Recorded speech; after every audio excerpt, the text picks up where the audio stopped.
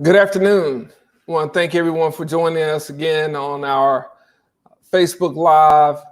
Got a couple of things that we want to touch on today, and I'm proud to have Montgomery Police Chief Ernest Finley Jr. here with us, and he's going to talk about some of the issues that have arisen over the last few weeks in the wake of the George Floyd killing.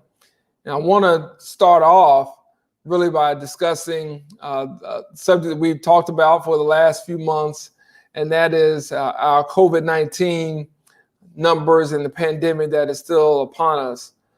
I want to just start by saying I appreciate all the patience that everyone has shown over the last few months. I know it has been a lot to deal with, and even as the state has reopened, we're all trying to get to a place where we have to adjust to where things are going and where things are right now. And with that, I've seen a lot more people wearing masks.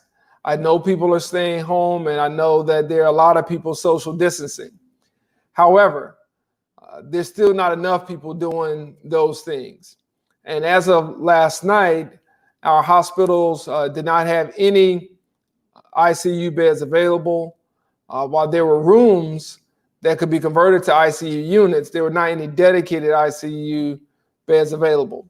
The hospitals have not been diverting anyone to any other facilities, but we know that we're at capacity, and we've been told that by our hospitals.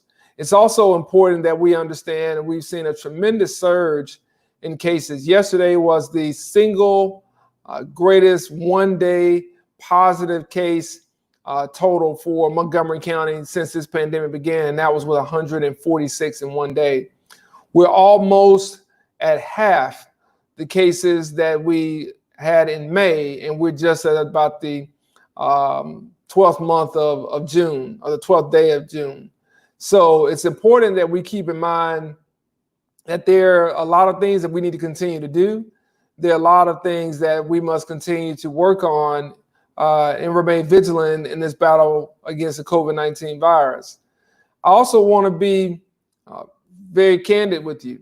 Many of the people who are becoming infected with COVID-19 are African American. The hospital personnel, medical personnel have expressed to us, not only are they seeing an alarming rate of African Americans who are infected by the COVID-19 virus that are over 65, but they're also seeing a very high rate of people who are 35, 40, 45, and in their 50s. So we want to keep in mind that with the numbers going where they are, it's not a matter of when we get to the cliff, or no matter of if we get to the cliff, but when. So we have to do everything we can to kind of minimize the house parties, to minimize the gatherings, or if you are gathering, we just want to encourage everyone to wear a mask. Whether you think you have a symptom or not, it is very, very important that you do that, because as a disproportionate share of the COVID-19 cases are those members of our community who are African American, we have to be very diligent about what steps to take in this battle. I mean, 35% of the cases have come just in the last 2 weeks. So we want to get people to get tested. We certainly want people to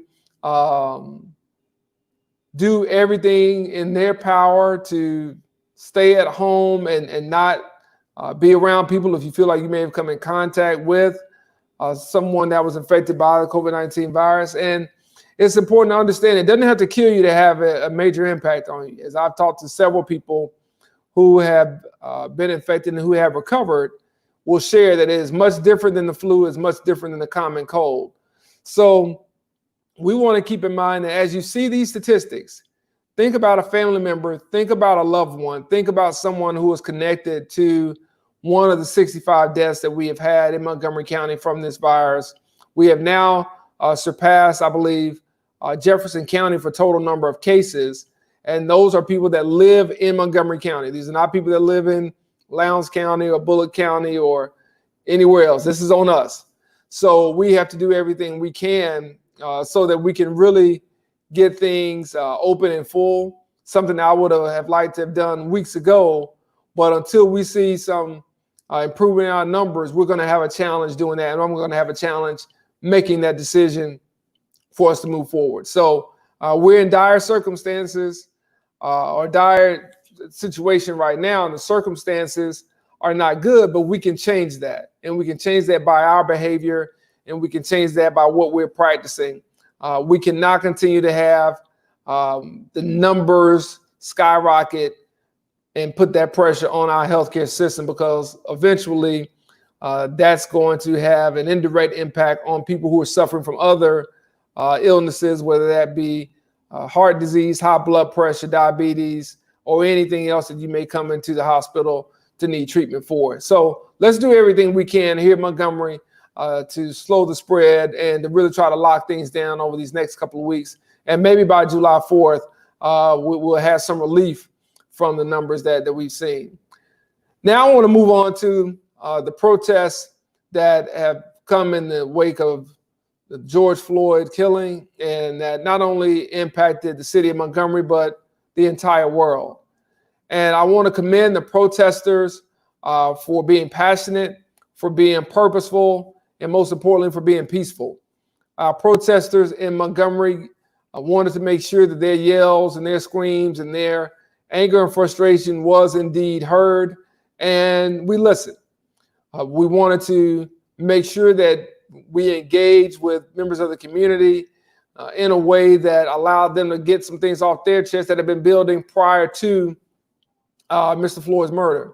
As many of you know, we've had our own incident here in the last few years with the killing of an unarmed black man. And that was Mr. Greg Gunn. Under my administration, we settled that case in the first few months of this tenure, because we thought it was important for us to close the chapter on that. There's nothing that could bring Mr. Gunn back, but there are things that we can learn from that. And I thought that settling the case was an important step to bring some amount of closure to the family and to the community as well. And so what we have seen over the last few weeks, whether it was Ahmaud Arbery or whether it was Breonna Taylor or whether it was George Floyd or others, has been a confluence of events that are really culminated with the beginning of the protests to the video that was seen worldwide. And I think that has spurred us to have more honest conversations, not just about police reforms, which we will touch on with Chief Ernest Finley Jr. in just a little bit, but also things that we can touch on as it relates to racism and systemic racism that exists in our criminal justice system, that exists in law enforcement, that exists in education, that exists in the financial world and in every part of our society. It has ripped back the scab on America, and it is forcing us to have some conversations, and it should force us to take action that result in tangible impact for people at every level to see. Many people forget that Jimmy Lee Jackson's murder was something that spurred the Selma to Montgomery Voting Rights March. And it's important for us to remember, out of darkness can come light, out of storms come rainbows. And so we've had a storm in this country over the last few weeks, and we had a storm right here in Montgomery, Alabama over the last few weeks. And what we have to do now as leaders is make sure that there's light and that there are rainbows at the end for people to see. It doesn't change what happened in the past. It doesn't justify those things, but it does give us the opportunity to press forward with change. And one of the things that I've gotten in talking with Equal Justice Initiative Executive Director Brian Stevenson, when I reached out to discuss a few things with him, was, you know, where do we start? He was a part of President Obama's 21st century policing efforts, and we are implementing, we have gotten that report to try to help us implement some of the steps that we want to move going forward, or we like to put in place going forward. And one of the things that he talked about was, one, we have to talk about the history of policing and racism in our communities, not just in Montgomery, but throughout this country. We have to talk about the origins of the police force and how it has evolved to where it is now. The second thing he shared was the fact that we have to talk about policemen as guardians, not policemen as a military force. And I think that's one of the things that Chief Finley and MPD did very well throughout the protests is instead of going out with a mindset of confrontation, they went out with a mindset of mediation. And I think that along with our protesters and their mindset and the community leaders that have been helpful to get the point across without diverging into more violent acts or diverging into more efforts that will result in crime, those things meant to have a positive last few weeks of freedom of speech and freedom of expression and freedom to protest, along with understanding where our police department is.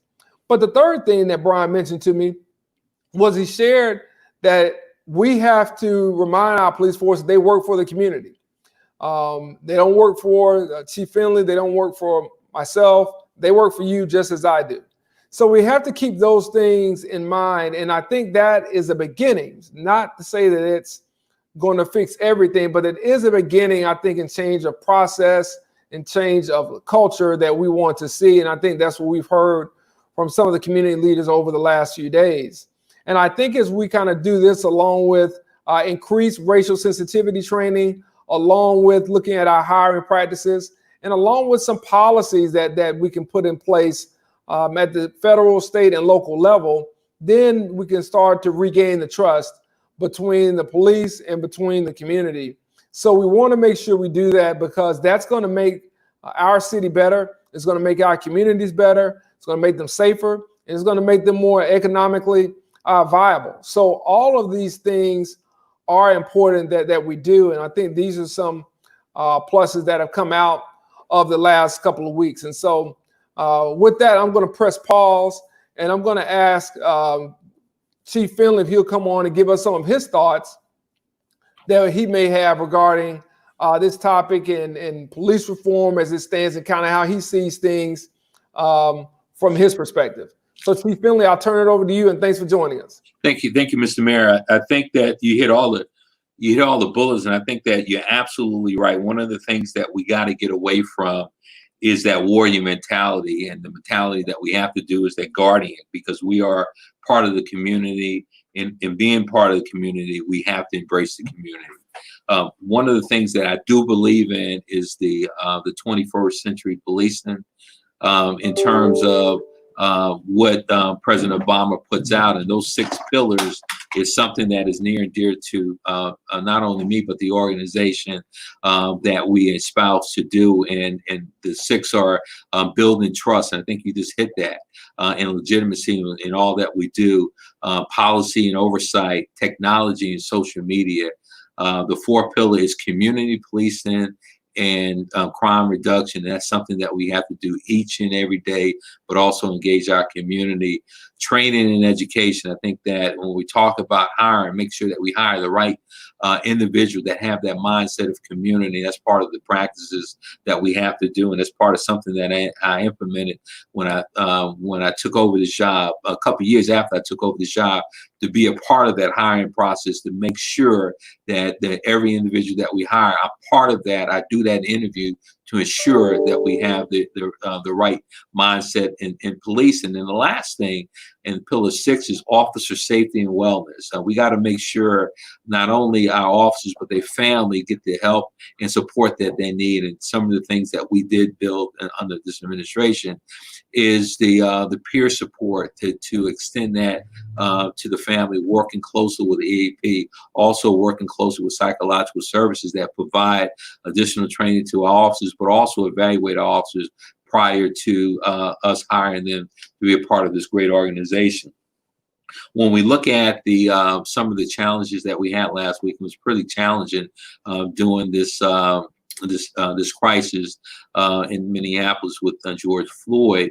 We had several meetings with the mayor and his staff dealing with the community in terms of that listening tour. And I think that's very important that not only I'm a part of, but the city's a part of that listening tour to hear the concerns of the community, to hear what we can do better. One of the things that was pushed was the 8 can't wait, and it brought joy to me just to let the mayor know and some of these community members know that we can make that happen, and we are making that happen. So we believe in those points that was mentioned. The only point that we didn't have that we kind of enhanced to make it better and was signed today was the duty to intervene, and that was something that it wasn't a no-brainer, that each and every one of our employees have that ability to see a wrong, to make that complaint.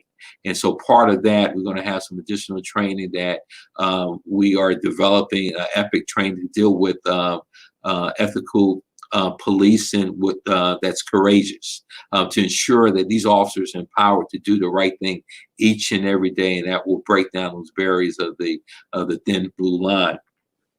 The other thing that's very important to us is to the sensitivity training. I know that Mayor Reed mentioned that. I think it's important to really partner up with our partners, with Brian Stevens, with EJI, with SPLC, any organization that want to partner up to talk about the past, police in a historic city like Montgomery. How can we do things better? Sensitivity training, culture training, implied bias, those things that we have in our arsenal, we will pull out and we will develop more training, because I do believe in transparency. I do believe in order to do things right, you have to set it, lead by example, and we are working towards that. And the last thing that I have to say is that we support the community. We support in some of the issues, a lot of the issues, concerns that they bring to our attention, we support. But in order to support that, they have to put some skin in the game as well to really help us make the city safe. So if there's any questions, please let me know, or let the mayor know, and I'd be more than happy to address any issues that come to my attention. Thank you for the opportunity to be a part of this virtual town hall, Mr. Mayor.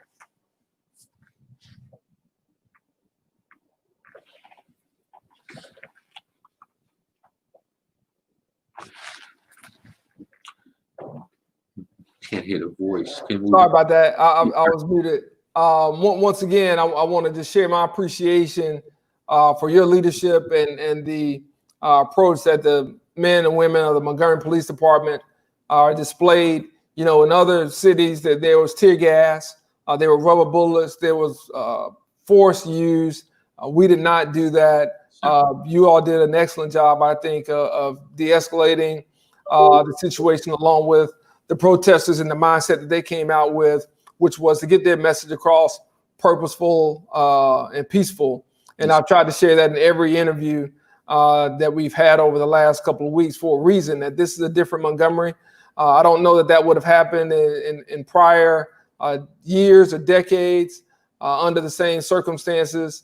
All we can do is control where we are right now and try to chart a path for the future. And so that is a testament to you and the men and women of the Montgomery Police Department, and the men and women, young people as well, in this community, who led and participated in this protest from all backgrounds to see justice and to talk about equality throughout this community.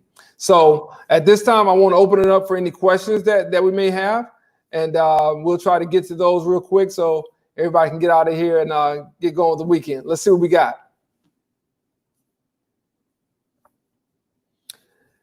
Why don't you make the use of face masks mandatory here in Montgomery? That is a great question. I presented that before the council, the last council meeting about 2 weeks ago, and I did not have the votes to succeed with that. Now, that was before the numbers came out that we've seen over the last 2 weeks. That was before the astronomical increase that we've seen post Memorial Day. And I told the council at that meeting that if the numbers did not go down, I would come back just for an up or down vote. And if I lose the vote, then so be it. But if we didn't see any progress, I will come back regarding a mandatory mask ordinance. And so it looks like that is going to be in order. So I just say stay tuned to the city council meeting on Tuesday.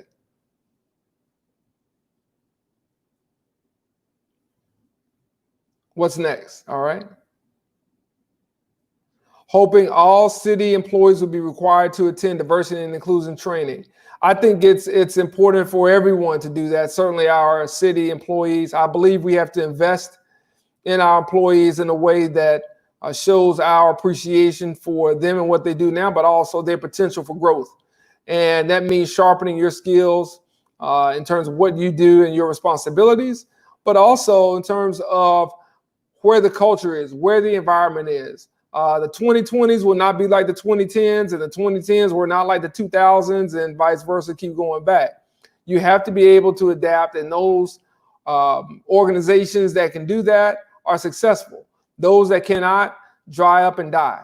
So we have to make sure that if we want to remain vital and we want to be alive, that we do get the training and we do get a sense of where the community is right now and where the community is going. So I believe diversity and inclusion training is positive for everyone. I think it helps us all realize some unintended consequences of decisions we may make and things we may have in our subconscious. And I think it's important. So I agree with that statement, and I look forward to implementing that as best we can. It'll make us a better administration, and it'll make the city a lot better as well. Mayor Reed, how are you working to increase access to mental health services for low-income individuals in our community? I'm a social worker who witnesses firsthand how understaffed and overwhelmed Montgomery Area Mental Health Authority is.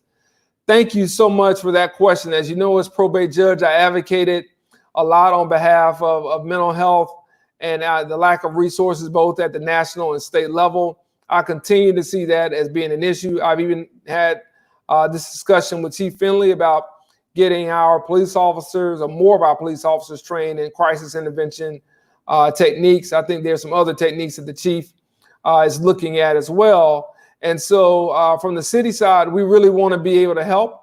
And I want to be able to bring a crisis center to this community. One that we talked about when I was probate judge a few years ago and got real close. I mean, I think we were 80, 90% there, but we just could not get that federal waiver. And so when you're dealing with the Montgomery Area Mental Health Authority, a lot of it has to come down from the state and federal level.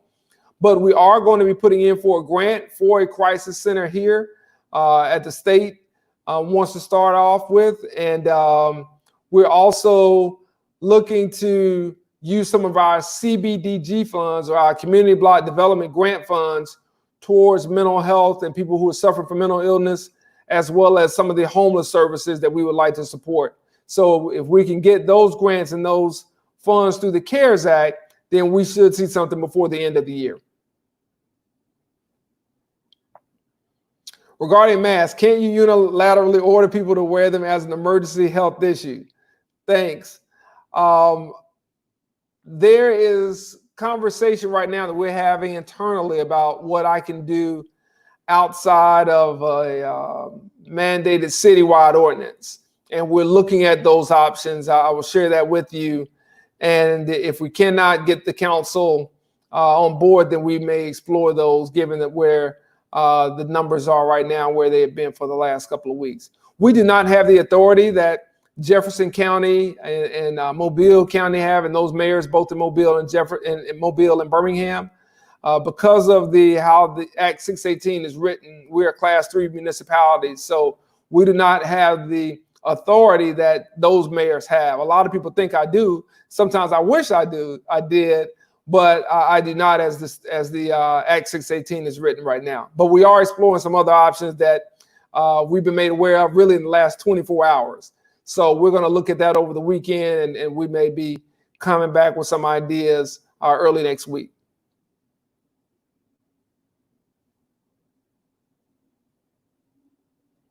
Yes. How do you feel about Judge Hayes being put back into the municipal court?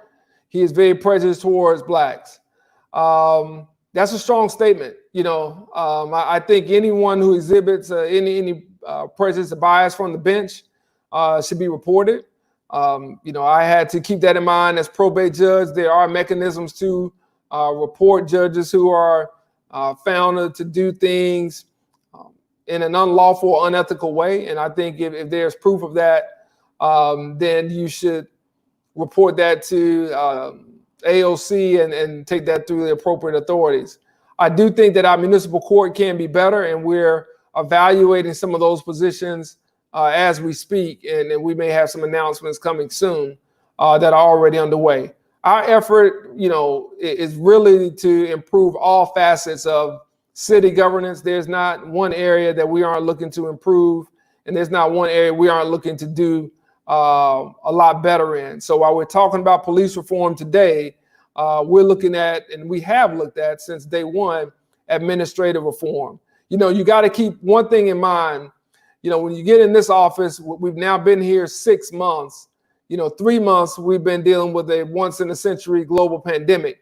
So a lot of what I would have liked to have done has been sidetracked by that and by the financial fallout.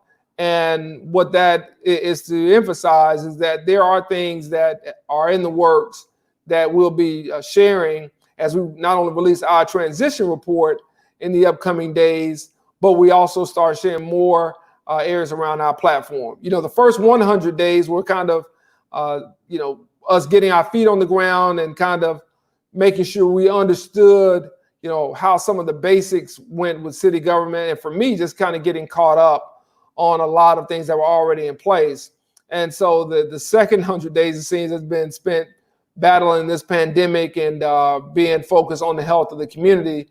Now I think we're in a place, or I hope we're in a place, we can just get these COVID-19 numbers back down to where we can get back to some of the things that are on my agenda that have been, put on pause for a little bit, and try to get those implemented. Should we also be planning for more hospital space, or have a plan like empty hotel rooms to help people isolate themselves if they can't do that at home? I appreciate you trying to keep us as healthy as possible in the total absence of state leadership. Well, thanks. I think that, one of the things we want to do is certainly keep in contact with our healthcare professionals and our leaders, and we've been doing a very good job of that. We are also hearing from doctors who are in the hospitals themselves, who are keeping us abreast of things. So we do have contingency plans available. We're going to, take their guidance as we have no control over the hospitals. Those are privately run.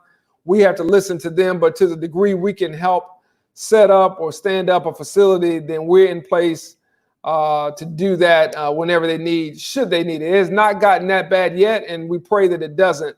But if they need us as a partner, they know that we're ready to go, and so are a number of other state and federal entities as well. How are you tackling crime, especially the recent shootings?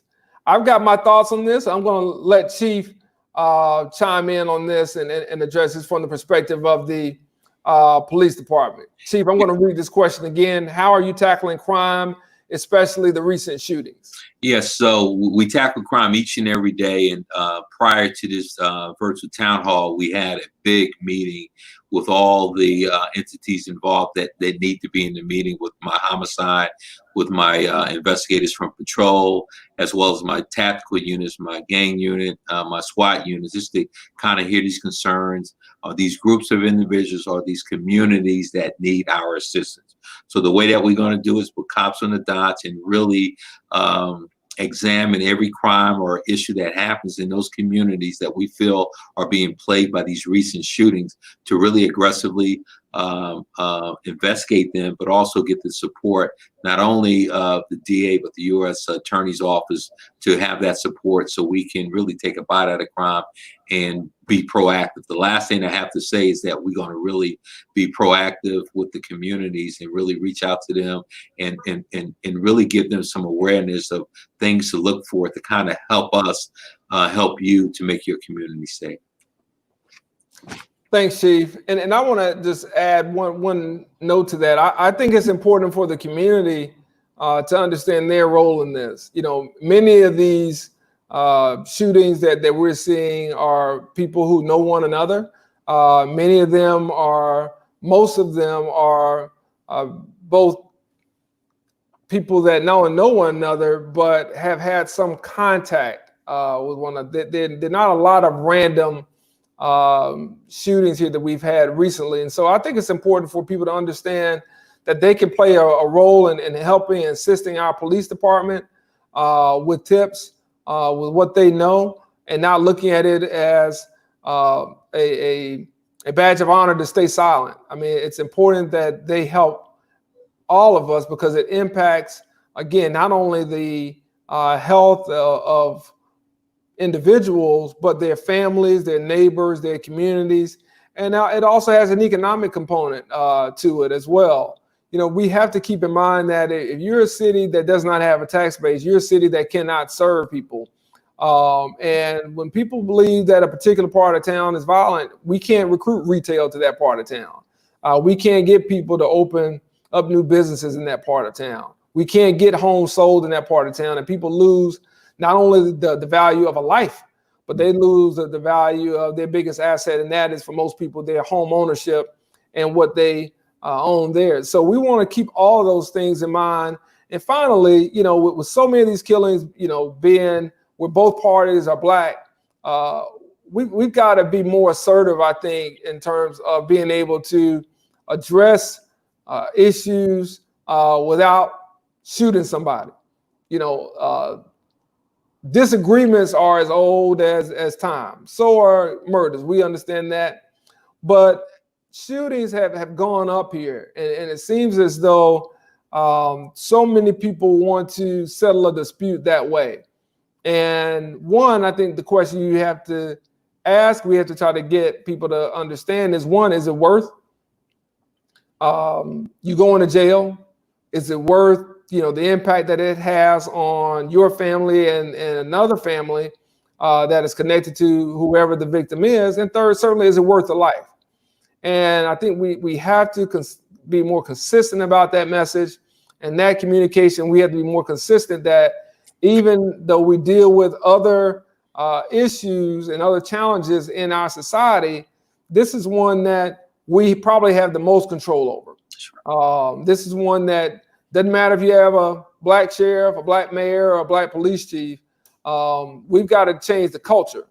Now, you know, you can disagree, that's one thing, I think, but when it escalates to the level that we've seen some shootings in the last few weeks and months, that becomes a problem. And I think that is both cultural and societal we have to address.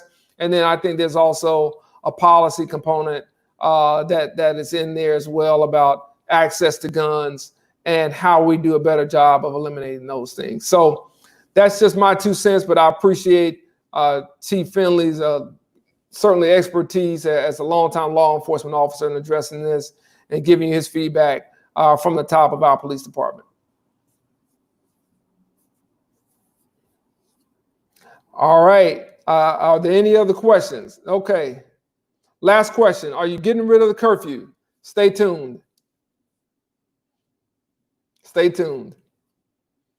So I think that does it for me today. You know, I know that, again, it's been a busy week for everyone. It's a promising weekend. It gives us the opportunity to kind of relax a little bit, hopefully for most, some not so much. But I just wanted to make sure that we got back to talk to you about the protests, our approach to police reform under Chief Finley, and what his leadership has meant over these last couple of weeks and certainly these last few months. And obviously, the topic of the week, I guess, if not of the spring, which has been COVID-19, is we've got work to do to get Montgomery out of the negative COVID-19 news business and into the positive so that we can recover and fully get things back to where they need to be. If we don't look out, we're going to be right back at the beginning of another school year, and we're going to have some challenges even in August. So let's do our part to remain vigilant in this battle with COVID-19. Let's remember, even as African Americans are disproportionately impacted by this, that we all have to take responsibility for our actions. Let's wear our masks when we must go out in public. Let's stay at home as much as we can. I certainly want to support those small businesses to the degree they do curbside and pick up on anything that you may need. Let's try to do that. but we have to make sure we don't prolong this because we're trying to shorten it. It is a process, and we don't want to try to rush this and prolong this cloud that's been out there over this community for so long. So let's just try to keep those things in mind, and let's try to spread the word. This is real. It's impacting this entire community, people of varying ages. It's causing death of people that we know. We lost a city employee in our street maintenance department just this week from COVID-19. We lost another member of the community from that as well, who many people know. So we want to just keep those things in mind and try to do our part. Finally, before I let you go, I do just want to let you make you aware that we are taking applications for the Mayor's Young Professionals Council. You're between the ages of 18 and 35. You can apply by June 30th at montgomeryal.gov. We want people to engage in dialogue and initiatives to kind of help guide this administration going forward. And I'll be honest with you, we also want to help create a pipeline of potential board members, of people that can sit on some of our community boards. And we want to try to bring in some of the innovation and some of the energy that many young professionals have and blend it with the wisdom that many of our elders have who are sitting on many of our city and county appointed boards. And I think this may be one way for us to try to identify individuals who don't have to wait until they're 40, 45, or even older to sit on the board, but can bring some youthful energy and experience to some of our policymaking boards that currently exist in this community right now. We need your help, and we need your ideas, your eyes, your ears, and your brain power to really make this community all that it is. So I hope we'll get some young professionals to apply at montgomeryal.gov. And we look forward to looking over those after June 30th when that application window closes, and sitting down with some younger people to get their thoughts and opinions on the state of the city and what we can do around here. So thanks again, Montgomery, for all that you've done over these last couple of weeks, for the way you came together to bring about change in this community and change in this world, and what you have done to make justice, equality, and freedom just a part of the conversation and a part of our policy implementation and dialogue. We have to do better as leaders, and the community deserves that. And I plan to make sure that we don't waste any time in getting those things done. Thanks so much again. I look forward to joining you next time. And I want to thank again Police Chief Ernest Finley Jr. for his leadership of our police department and those men and women in blue who protect and serve every day. Thank you. Have a great weekend.